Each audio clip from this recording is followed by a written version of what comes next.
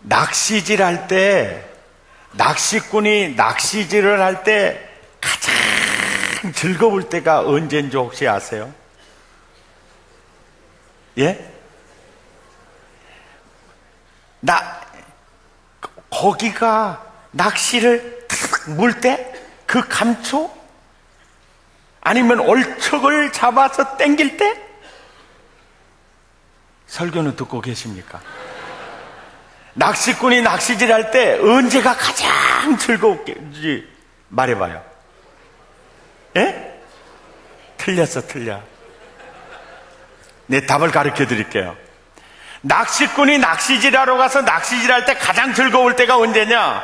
옆에 사람이 얼척을 끌어올리다가 그 얼척을 놓쳤을 때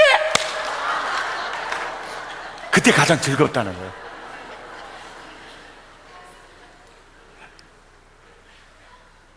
이야, 이제 아셨어요? 낚시꾼이 낚시질 할 때 가장 즐거울 때가 언제인 줄 이제 아셨죠? 왜 그렇게 생콩해져요? 죄송합니다. 누군가가요, 우리 남편 대단하대야. 우리 자녀 누구 닮아서 그렇게 공부를 잘하는지 몰라. 자꾸 그런 얘기를 하면요, 어머나 대단하다, 좋겠다 막 그러는 것 같지만 안에서는요 요만한 게 올라오거든요. 그런데 나 남편 때문에 너무 힘들어. 우리 자식들은 왜 그렇게 속 썩이는지 몰라. 그러면 너무 힘들겠다 그러면서도 이상하게 인절미처럼 꼬스운 거 있죠. 은큼하게 앉아있지 마요. 전우자고 인사합시다. 그것이 인간이에요. 야, 여러분, 사람이 그게 사람이에요. 근데 하나님은 정반대예요. 진짜 하나님 마음이 정말 그렇지 않거든요. 예.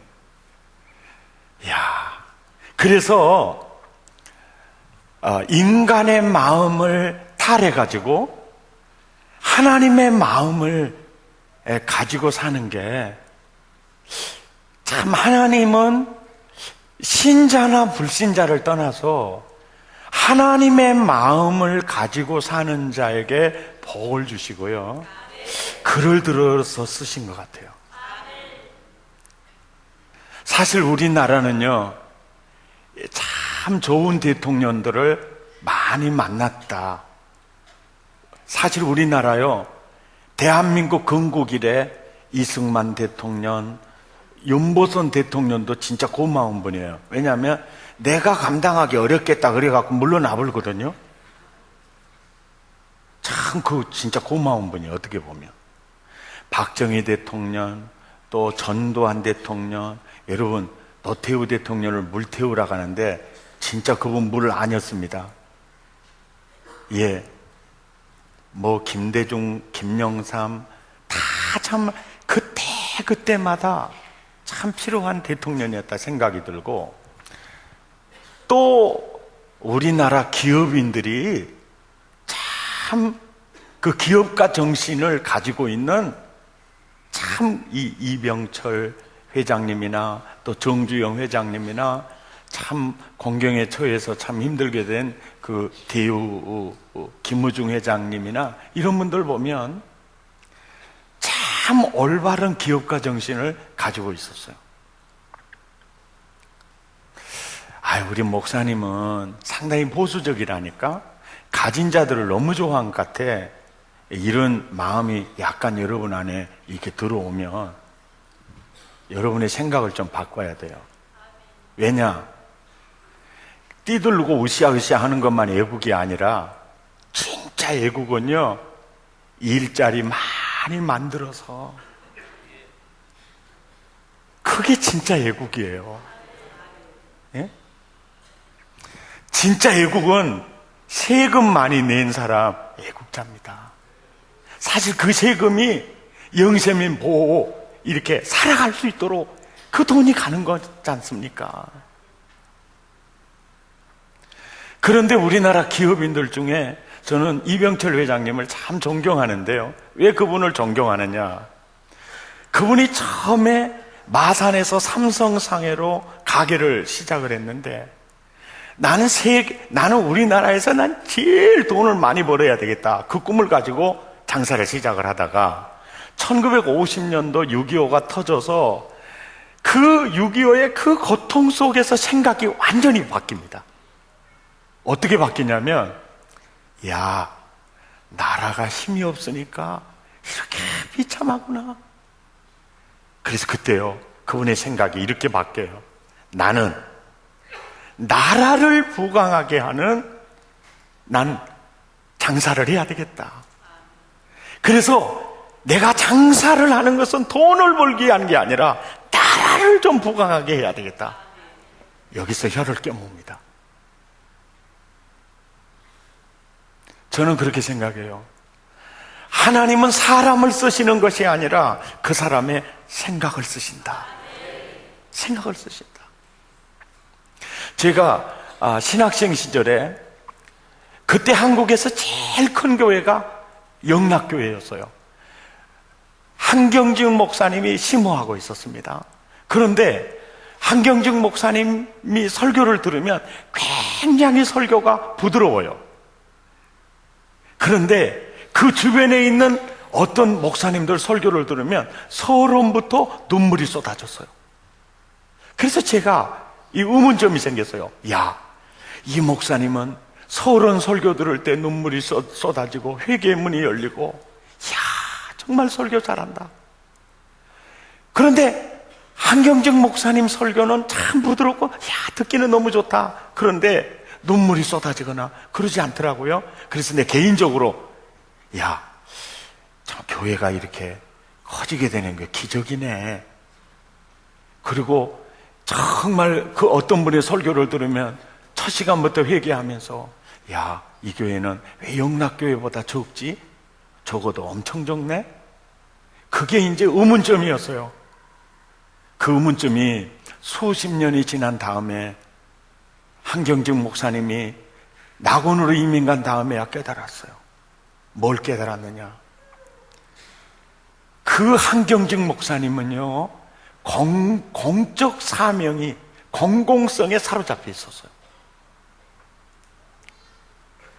그래서 한 손에 복음을 들고 한 손에 빵을 들고 교회가 나가야 된다. 그래서 고아원, 양로원, 학교를 그분이 세웁니다. 그 목사님이 목회할 당시에 사회복지에 대해서는 아무도 생각하지 않을 때 그분이 그걸 생각했어요. 그래서 한경직 목사님은 항상 민족이 가슴에 있었습니다. 그리고 남북 7천만 교회가 가슴에 있었어요. 복음만 드는 게 아니라 한 손에 빵을 들고 어떻게 그늘질 영혼을 섬겨갈 것인가. 공공성이, 그 공공성이 한경직 목사님이 심호할 때 가장 큰 그릇으로 하나님이 쓰셨구나. 지난 특세 때 우리 아이들에게, 이번에 특세 때 아이들이 개근한 아이들이요, 그 유년부에서 대학부까지 346명입니다. 그 아이들에게 어떻게 하나님이 그 아이들에게 꼭 주고 싶은 말씀을 어떻게 전달할까? 그래서 연구하다가 파워포인트를 통해서 전달하면서도 우리 아이들에게도 백동조 목사 설교가 먹힐 수 있을까 고민하다가 고산이라는 형제의 그 인생을 바꾸는 15분이라는 CBS 특집 프로에 보니까 너무 내가 감동을 받으면서, 이야, 우리 아이들에게 정말 내가 할 수 없는 설교다 이거. 그래서 그 동영상을 금요일 날 아침에 보여드렸죠. 혹시 여러분 특수의 부득이한 사정으로 못 나오시는 분들은 동영상을 통해서 꼭 설교를 들으시고 아이들에게 들려주시고 또 계속 교육은 반복만이 살 길입니다. 그래서 배는 부두에 묶어두기 위해 짖지 않는다. 너를 목포에 묶어두기 위해서 짖지 않는다. 베드로를 부르실 때 갈릴리 호수 위에서 묶어두기 위해서 베드로를 부르지 않았다. 우리의 무대는 세계다. 세계다. 하나님은 너를 사랑하신다. 너를 향해 놀라운 계획을 가지고 계신다. 눈부신 내일을 꿈꿔라. 그리고 도전해가라. 이런 얘기들을 끊임없이 해주시길 바라고요. 그 고산 형제의 고산 형제가 누군지 잘 모르시죠? 그분이 누구냐면 한국 최초의 우주인으로 선발돼서 러시아에서 우주선을 타기 위해서 훈련을 하고 있었어요. 그런데 우주선 타기 한 달 전에 봐서는 안 될 기밀 문서를 이분이 보게 됐습니다. 그래서 러시아에서 우주선 타는 거를 이렇게 교체해라. 그래서 예비조자 이소연 양이 최초 우주인이 된 겁니다. 그런데 이분이요, 이런 얘기를 한 거예요. 저는 우주선을 봐서는 안 될 것을 보았기 때문에 저는 우주선을 타지 못했지만 저는 후회하지 않습니다. 왜? 그것은 우주과학 발전의 엄청난 정보였어요. 정보였습니다.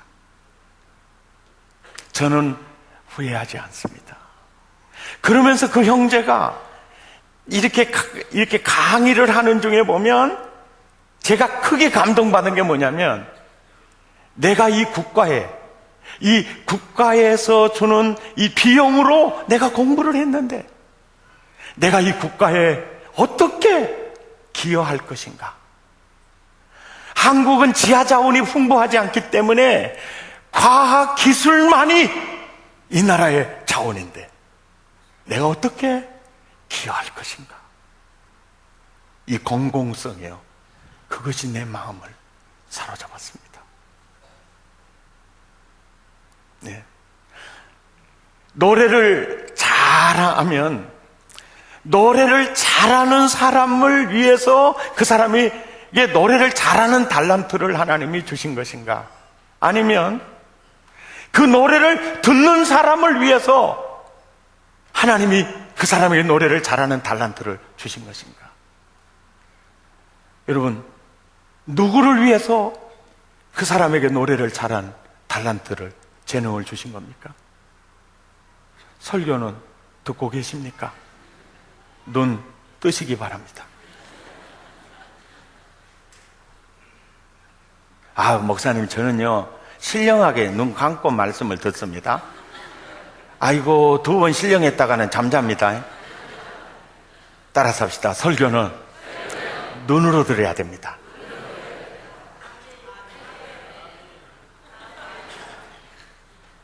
네.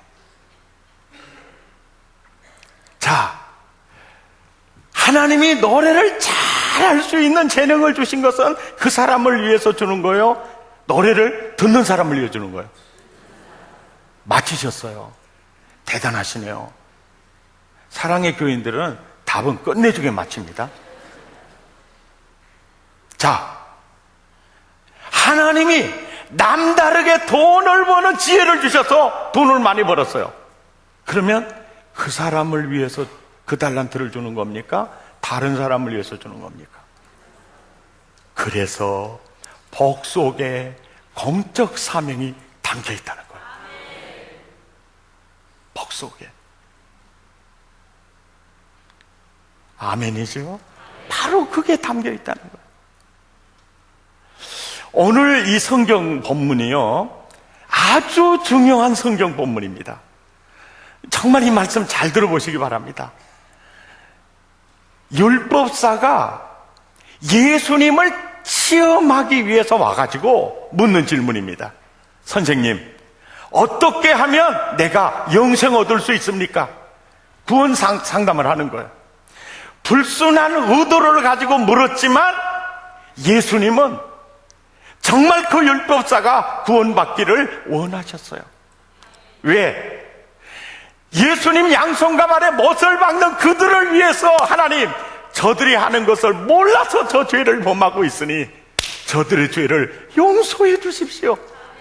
이렇게 기도했던 예수님이시기 때문에 어떤 악의적인 의도를 가지고 와서 물었던지 간에 예수님은 정말 그 영혼이 구원되기를 바라는 마음으로 대답을 하는 겁니다. 율법에 무엇이라고 기록되어 있습니까? 율법에 마음을 다하고 뜻을 다하고 성품을 다해서 주 너희 하나님을 사랑하라고 했습니다. 그리고 내 이웃을 내 몸처럼 사랑하라고 했습니다. 그렇게 대답하니까 예수님이 그래요. 가서 너도 그와 같이 해라. 그러면 너 영생 얻어. 이러니까 자기를 드러내기 위해서 예수님, 나의 이웃이 누구이지요? 이러니까 예수님이 그래, 예루살렘에서 여리고로 가다가 강도를 만나가지고 얼마나 얻어 터졌던지 혼자 자신의 힘으로는 몸을 추스리지 못하고 신음하고 있는데 제사장이 지나가다가 그를 발견하고 어머머, 이 사람 누구한테 이렇게 맞았지? 어머, 죽겠네. 숨을 몰아쉬고 있어. 어쩌면 좋아. 제사 집례할 시간이 됐네. 어찌했을까? 그러고 제사 드리러 성전을 향해 갔다. 나중에 레위인이 지나가다가 어머, 이 사람 죽게 생겼네. 가만히 놔두면 죽겠어. 어머, 어떡하지? 지금 제사 집례 더하지. 봉사할 시간이 다 됐네. 그러고 갔다. 선한 사마리아인 하나가 그를 보고 측은히 여겨 응급처치를 하고 그 환자를 들쳐업고 주막으로 가서 돌보아주다가 부위를 주막 주인에게 맡기고 부위가 더 들면 돌아오는 길에 내가 갚겠습니다. 그리고 갔다. 누가 강도 만난 자의 이웃이 되겠니? 율법사, 자비를 베푼 사람이지요? 너도 그와 같이 해라. 그러면 너 영생 얻어. 여러분, 이 말씀이 영생과 어떤 관계가 있느냐? 이 말씀이 어떤 관계가 있느냐? 그래서 이 말씀을 통해서 내가 정말 구원 얻을 믿음을 소유하고 있는가? 여러분이 점검해 보시기 바랍니다. 마음을 다하고 성품을 다하고 뜻을 다해서 하나님을 사랑하는 것은 친밀성입니다. 내 이웃을 내 몸처럼 사랑하는 것은 공공성이에요.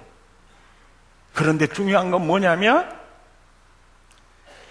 정말로 마음을 다하고 뜻을 다하고 성품을 다해서 주님을 사랑하는 그 친밀성이라는 그 믿음은 결국은 내 이웃을 내 몸처럼 사랑하는 공공성을 통해서 진짜인지 가짜인지 분별이 된다는 거예요. 그래서 실은 친밀성과 공공성은 둘이 아니라 하나라는 거예요. 하나. 그런데 대부분의 신자들은 하나님 잘 섬겨야지, 하나님 사랑해야지, 그것만 보고 저 진짜다 생각하는데 절대 그렇지 않다는 거예요. 왜? 제사장이나 레위인은 예배드릴 집례할 시간 정확히 지켜서 하나님께 봉사해야지 다 이러고 갔거든요. 그런데 그들은 가짜였어. 그들은 신앙인이 아니라 종교인이었어. 믿는 자가 아니라 믿는 척 하는 자였어. 왜? 열매를 보고 그들을 알리라. 공공성을 보고 진짜 믿음을 알리라. 그 얘기예요. 요한일서 4장 20절에 이 부분에 대해서 이렇게 말씀합니다. 함께 읽겠습니다. 누구든지 하나님을 사랑하노라 하고 그 형제를 미워하면 이는 거짓말하는 자니 보는 바 그 형제를 사랑하지 아니하는 자는 보지 못하는 바 하나님을 사랑할 수 있느니라. 없느니라. 하나님을 잘 섬기는 것처럼, 경건한 것처럼 너무너무나 천사와 같이 말을 해도 이웃을 사랑하지 않는, 형제를 사랑하는 공공성이 결여된 믿음은 가짜야. 가짜야. 아멘입니까? 가짜야. 여러분, 교회 안에서 앞자리에 앉아가지고 은혜를 사모하려고 하는데 지각한 양반이 뒤에는 안 앉고 기어이 앞으로 오려고 안으로 들어가자고 그럴 때 안색이 변한다.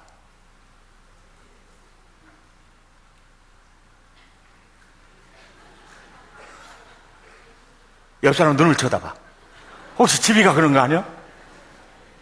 절대로 안 됩니다. 내가 그 자리를 비껴줘서 내가 뒤로 가더라도 은혜 받으셔야죠.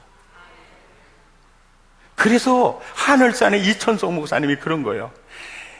하늘산에서 은혜가 가장 충만한 것이 주차장이다. 왜? 은혜는 성전에서 받아가지고 쏟아놓기는 전부 주차장에서 쏟아놓고 간다. 차소로 타려고 난리가 아니었어요. 이것이 한국교회의 현주소입니다. 왜 한국교회가 세상으로부터 지탄을 받느냐?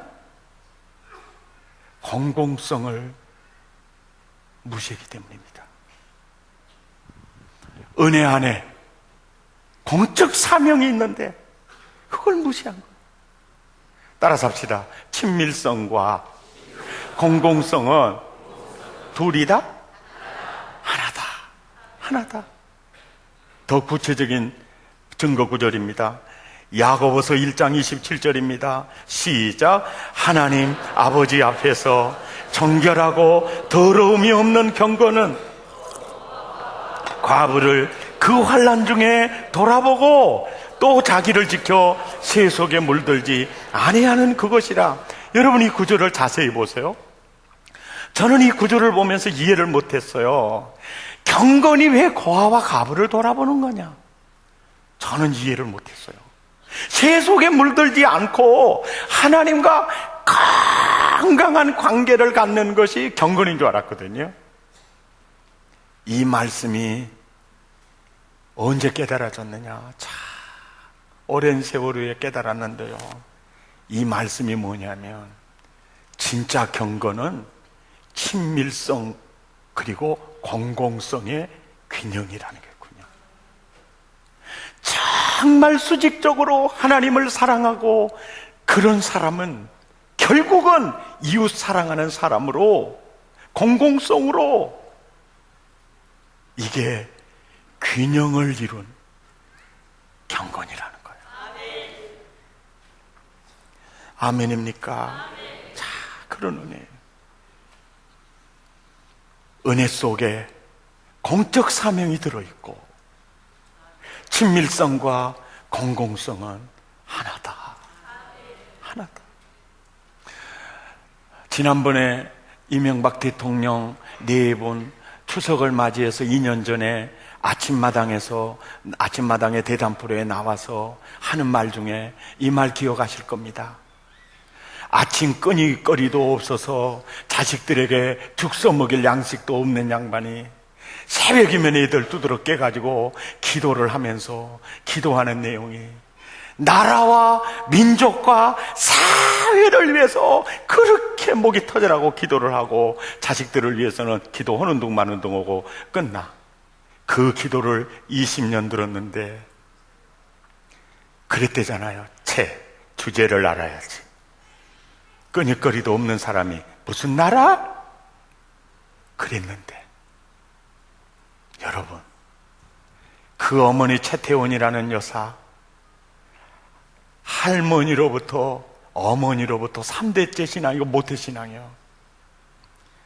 정말로 십자가 복음으로 예수님이 성전 삼고 계시면 바로 공적 영성이 드러나는 겁니다. 내가 나라와 민족과 사회를 위해서 기도하면 하나님이 내 아들 국회의원 세워주고 내 아들 대통령 세워줄 거다, 이걸 믿어서 그렇게 기도한 게 아니라, 난 하나님이 왕같은 제사장으로 부르셨다. 내가 이 나라를 축복해야 될 사명이 내가 있다. 비록 나는 아침 죽 써먹일 거니거리가 없어도 나라와 민족을 위해서 기도해야 할 사명이 나에게 있다. 난 그분이, 그 어르신이 그것을 알았기 때문에 저는 그 기도했다고 생각합니다. 이것이 공적 사명입니다. 그런데요, 하나님은요, 정말 부족한 지체에게 종기를 더하시고요, 약하게 보이는 지체를 요긴하게 쓰시고요, 아름답지 못한 지체에게 아름다운 걸 입혀주시고요, 귀하지 않는 지체에게 존귀함을 더해주시거든요. 우리가 보기에 흠모할 만한 아름다운 게 아무것도 없어도 하나님은 그 가난한 아낙네의 기도를 꼭 들어주셨지요. 꼭 들어주셨죠. 이것이 그리스도인입니다. 이 그리스도인이에요. 부시 정부 시절에 국가 고위 공무원 500인 안에 들어가신 분이 유일하게 한국 강용호 박사죠. 눈이 안 보이는 장애자이죠. 13살에 축구볼에 맞아 눈이 볼 수 있는 그 기능이 전부 파괴돼 가지고 눈이 멀었어요. 그 충격으로 홀어머니 그늘에 살았는데 어머니도 돌아가시고, 나중에 자기 누나가 영등포 구로공단에 공장 생활하면서 자기들을 키웠는데 누나마저 폐병으로 돌아가셔서, 그래서 이제 고아원에 들어가서 사는데 18살 아침에 길을 걸어가는데 누가 가래를 모으더니 핏 하고 뱉더니 그러는 거야. 재수 오늘 더럽게 껐네. 그러더니 아침에 소경을 봐? 그러고 가더래. 그것이 18살 소년의 머리에 박힙니다. 하나님, 아침에 소경을 보면 재수 없다는데 나는 재수 있는, 나는 기여하는 복덩어리가 되겠습니다. 이를 악물고 그때부터 공부를 하기 시작해가지고 연세대학을 통해서 미국 유학 가서 교육학 박사학위를 받고 교수로 지내다가 자기의 어떤 책을 써서 냈는데, 그게 부시 대통령의 아버지가 그 책을 보고 너무 감동받아서 이런 사람을 장애인 담당 차관으로나 장관을 세우면 복지정책이 너무 좋겠다. 그래서 부시 행정부에 이제 장애인 담당 차관이 되죠. 그리고 백악관에서 근무하다가 오바마 정부 들어서면서는 자기 둘째 아들이 법무담당 비서관으로 청와대 백악관에 들어가죠. 그래도 오늘 백악관을 청와대라고 하는 건 괜찮아요. 일부 예배 때는요, 야고복음이라 그랬습니다, 제가.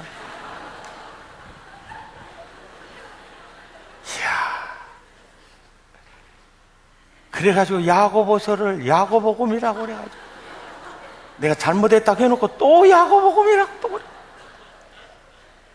그래. 하나님께서 참 이 못난 나를 통해서도 이렇게 웃게 하시니 얼마나 고맙고 감사할 일입니까? 그 공적 영성이 말이죠, 그를 그렇게 만들잖아요. 아멘.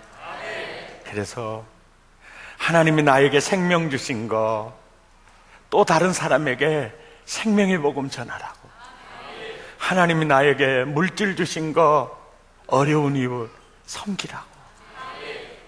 그래서 이놈의 세금 때문에 근심되고 열받지 마시고 왔다, 오늘 또 애국하는데, 그래, 애국한다, 그러고 세금을 내러 가서 열받지 마시고, 너무 세금을 이렇게 많이 내야 된다. 절대 열받지 마시고, 주여, 땡큐. 이래야 돼요. 세금 내는 게 기쁨이 돼야 돼요. 야, 감사하다. 아멘. 승리하시기 바랍니다. 내게 복을 주는 그 복 안에, 내게 탁월함을 주시는 그 탁월함 안에는 공적 사명이 항상 들어있다. 명절이 다가오면, 시댁과 관계가 안 좋으면 머리가 갑자기 찌끈찌끈하고 막 어지럽고 이상한 증상이 나타나죠. 이거를 명절 증후군이라고 그럽니다. 이 학계에서 그래요. 명절 증후군입니다. 근데 자꾸 몸 상태는 아무 이상, 검사를 해도 아무 이상이 없어요. 근데도 자꾸 아파요. 그러면은 의사가 그럽니다. 예, 명절 증후군입니다. 혹시 여러분 명절 증후군을 앓고 계신 분이 계십니까? 그런데요, 최초의 선교사는 아담을 찾아가신 하나님이고요, 그리고 이 땅에 나를 구원하기 위해 이 땅에 오신 예수 그리스도입니다. 그 선교사예요. 우리도 우리 가정을 구원해야 될 선교사예요. 그러니까 이 예수님의 사명 선언문을 가지고 이번 명절에도 시댁에 방문하시기를 바랍니다. 그 사명 선언문이 제가 소개해 드리겠습니다. 마태복음 20장 28절 시작. 인자가 온 것. 마태복음 20장 28절 시작. 인자가 온 것은 섬김을 받으려 함이 아니라 도리어 섬기려 하고 자기 목숨을 많은 사람의 대성물로 주려 함이니라. 예수님 얼마나 핍박했습니까? 예수님을 향해 얼마나 돌을 던졌습니까? 침뱉기까지 했죠. 그래도 주님은 그들을 구원하기 위해서 와서 이렇게 얘기한 거야. 인자가 온 것은 하나님이라도 섬기려고 왔다. 그리고 너희를 위해서 내 몸을 주려고 왔다. 시댁을 가요. 눈치가 별로 안 좋아도 이렇게 사명선언문, 시댁을 방문하는 사명선언문입니다. 인자가 온 것은 섬김을 받으려 함이 아니요 도리어 섬기려 하고 내 몸을 대성물로 주려 함이니라. 이러고 들어가는 거예요. 아멘입니까? 비웃는 것은 건강에 해롭습니다. 이게 뭐라고 하든지 예, 죄송합니다. 여러분, 그저 뭐라고 하든지 예, 죄송합니다.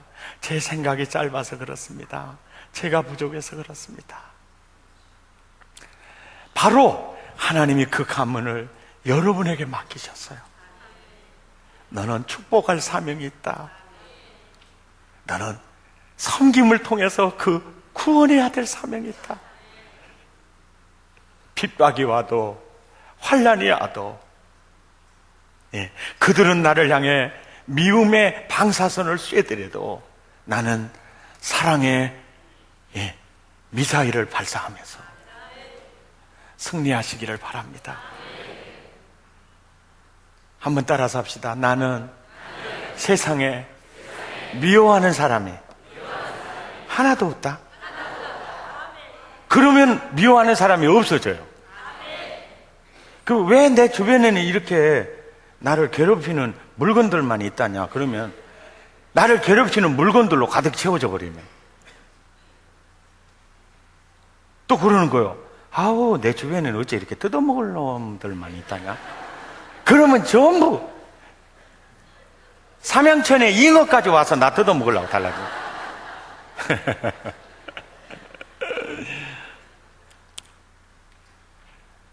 난 내 마음속에 미워하는 사람이 하나도 없다.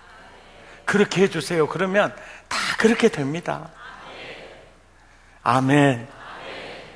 사랑은 세상을 이기는 힘이고요, 감사도 세상을 이기는 힘입니다. 어떤 무엇을 만나도 범사에 감사합니다. 그러면 마음이 가라앉을 것이고, 사랑합니다. 그러면은 또 예쁘게 보일 겁니다. 이번에 시댁에 가는 사명선언문 아시겠죠? 시작. 인자에 온 것은 섬김을 받으려 함이 아니라 도리어 섬기려 하고 목숨을 많은 사람들에게 주려 왔느니라. 그러니까 내가 시댁에 가는 것은 섬기려고 가니까 설거지통에 손당구로 내가 왔다. 아멘. 예. 승리하시기 바랍니다. 하나님이 내게 주시는 은혜 속에, 복 속에는 반드시 뭐가 담겨 있다? 공적 사명이 담겨 있다. 예. 하나님은 사람을 쓰는 게 아니라 그 사람의 생각을 쓰신다.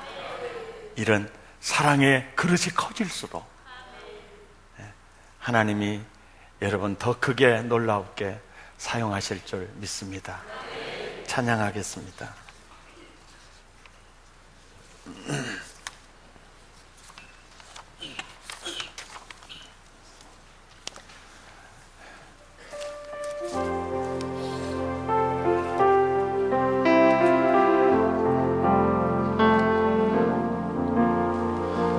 낮의 해처럼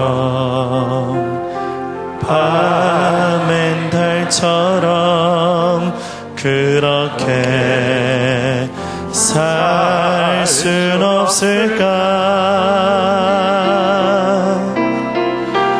욕심도 없이 얻을 세상 비추어 온전히 남을 위해 살듯이 나의 일생에 꿈이 있다면 이 땅에 빛과 소금 되어 가난한 영혼 지친 영혼을 주님께 인도하고픈데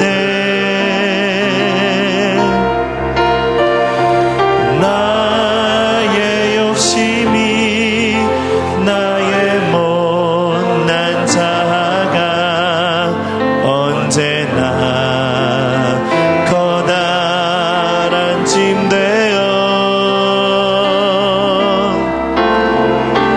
나를 짓눌러 맘을 곤곡해 하니 예수여 나를 도와주소서.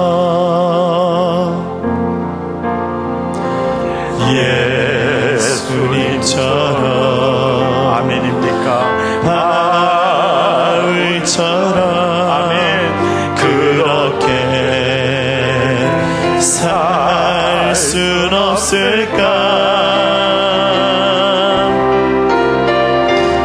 남을 위하여 당신들의 온몸을 온전히 버리셨던 것처럼 주의 사랑은 주의 사랑은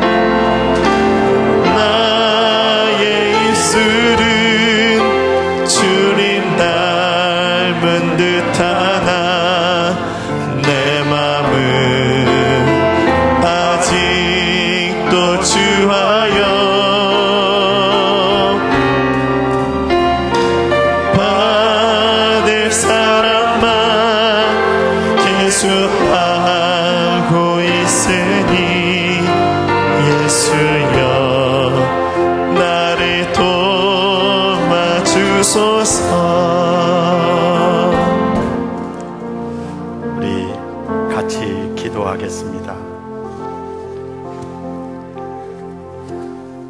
친밀성과 공공성은 둘이 아니라 하나입니다.